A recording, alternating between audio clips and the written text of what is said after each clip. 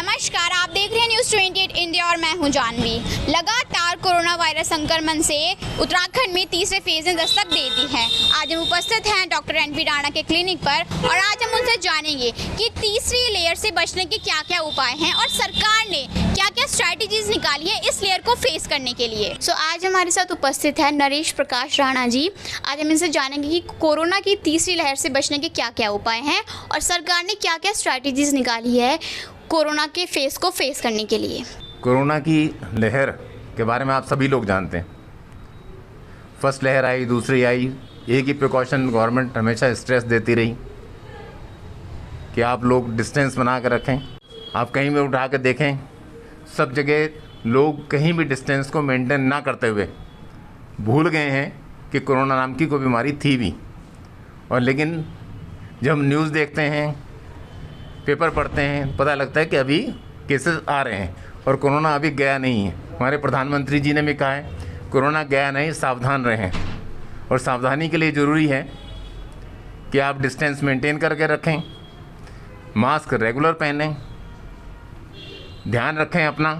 और दूसरा ख़ास तौर पे ध्यान देने की बात ये भी है कि हमारा डिस्टेंस तो हम दे रहे हैं, टचिंग के बारे में घड़ी घड़ी बताया जाता है कि स्टरलाइजेशन होना चाहिए। आप जितने जहाँ पे रहते हैं, जो आपका सेंटर है, चाहे आपके व्यापार कर रहे हैं, चाहे डॉक्टर्स हैं, क्लिनिक का सैनिटाइजेशन, मार्केट का सैनिटाइजेशन बहुत ज़रूरी है।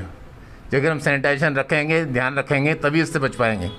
और दूसरा, गवर्नमेंट अब ये कह रही है कि बच्चों में जैसे तीसरी लहर का असर शायद ज़्यादा देखने को मिले, तो बच्चों का न्यूट्रिशन अच्छा होना चाहिए। उनका खान पान पे अगर हम ध्यान देंगे, उनकी इम्यूनिटी अच्छी होगी, तभी जाके हम इस लहर से बच सकते हैं। चाहेंगे कि उत्तराखंड में गवर्नमेंट ने क्या क्या चेंजेस किए हैं और अब तीसरी लहर को लेके उत्तराखंड सरकार की क्या क्या कोशिश है कि मतलब आगे कोरोना ना बढ़े और तीसरी लहर आराम से टल जाए। जैसे कि दूसरी लहर में देखने को मिला कि बहुत ज़्यादा केसेस आए एकदम से, हमारे हॉस्पिटल्स पे बहुत ज़्यादा लोड बढ़ा।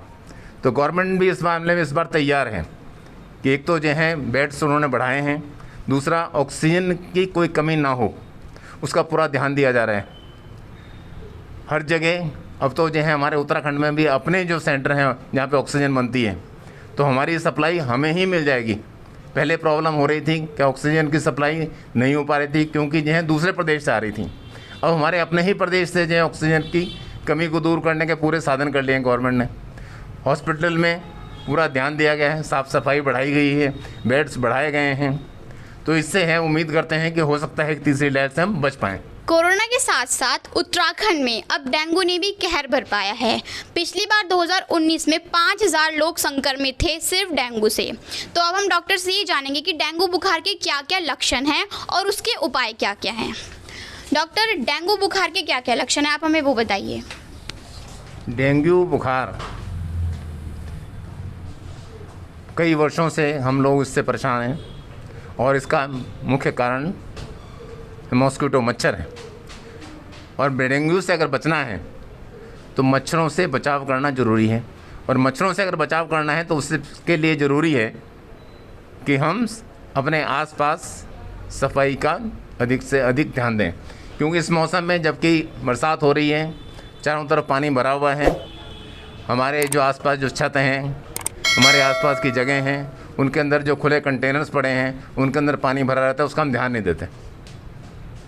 गवर्नमेंट ने पहले भी इस बात पे स्ट्रेस किया था कि हफ्ते में हम एक दिन कम से कम अपनी छतों को साफ़ करें, जो भी पानी वाली चीज़ें हैं उनको खाली करें, अगर गमले में पानी ज़्यादा है उसको साफ़ करें, अपने जो कूलर्स यूज़ करते हैं उनका पानी चेंज करें ताकि मच्छरों का ग्रोथ ना हो सके। अगर मच्छर नहीं होंगे तो डेंगू भी नहीं होगा।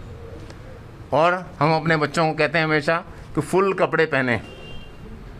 डेंगू का जो मच्छर है हमें दिन में काटता है, और जब हमारे ख़ास तौर पे टांगों पे, बाहों पे बच्चे जब खुले में जाते हैं तब उनको जो मच्छरों के काटने के ज़्यादा आसार होते हैं और उससे डेंगू फैलता है। हमें कैसे पता चलेगा कि हम डेंगू से पीड़ित हैं या फिर हमें डेंगू हो रहा है?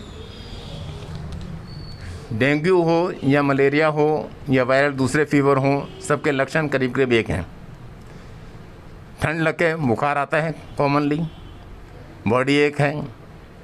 और जब हम डॉक्टर के पास जाते हैं तो कोई एक स्पेसिफिक चीज़ नहीं है कि उससे खाली एक लक्षण के ऊपर वो ये कह दे कि ये डेंगू हुई है।